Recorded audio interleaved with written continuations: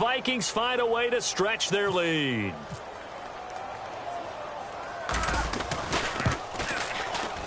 And the lead is up to 18 now.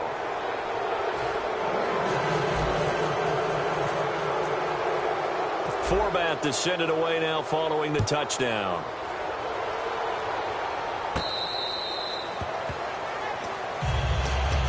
And Green Bay getting ready to go as they take the field.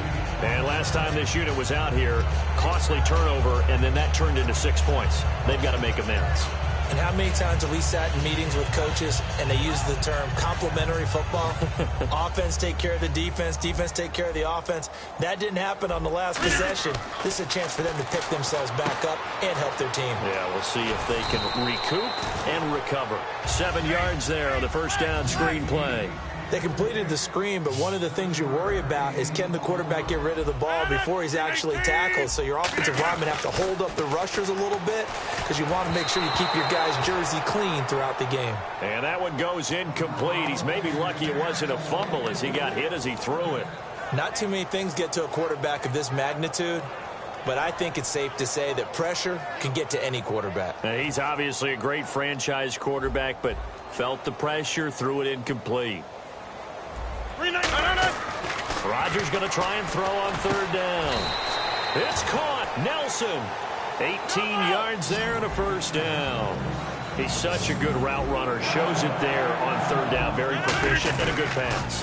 And you know what I've observed over the years in the NFL? And that's caught inside the 30. That one goes for 24 yards. Love the call by the offensive coordinator, recognizing the situation very well, calling for the play-action pass and completing it. Trying to get it to Adams, but it's intercepted. Picked off by the Pro Bowler, Anthony Barr. And he's going to get this one to the 23-yard line. And now out comes Minnesota. And they were able to punch it in the end zone last time. They'll be looking to do that again here for the defense. Obviously, they'll be looking to stop them from punching it back in the end zone. It always is punch-counter-punch, isn't it? And which team has the advantage? Well, let's just go back. Last time on offense, they rolled downfield, got into a good rhythm. You can see a little more bounce in and out of the huddle. You can see the sideline really get into the game. So defensively, you're thinking to yourself, how do we take that away from them? How do we get the advantage back? Let's see what they come up with. I think pressure is always the first way to go. You love pressure. I love it. Let's see if they dial it up this drive. It's a 10-yard pickup, and it moves the chains. Time for a break. We're back to finish this one off after this. First down and 10 now for the offensive group. Black 58 rail! Black 58 rail!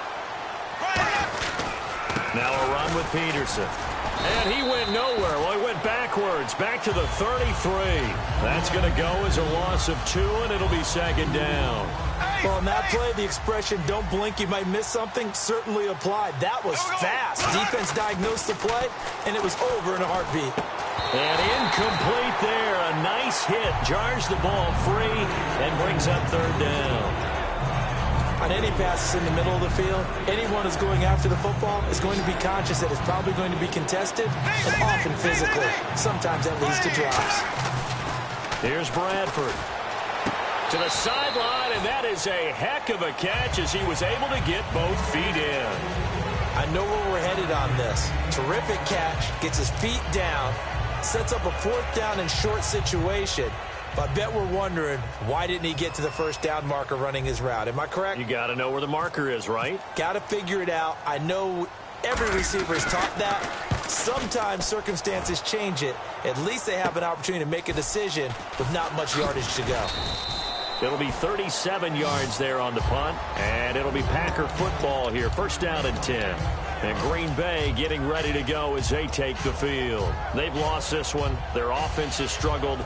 Do they try to put together something here at the end just to take into next week? Yeah, sometimes teams want to do that and coaches want to. I remember one time I was on a team and we were losing late in the game like this, and you knew it was lost. It's caught inside the 25.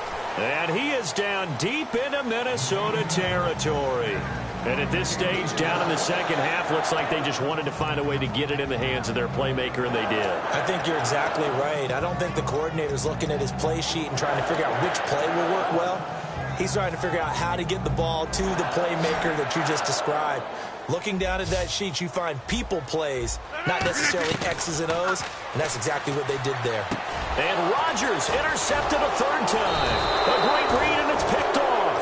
And to the 12, that's where it stops. The return is halted at the 12-yard line. And now out comes Minnesota.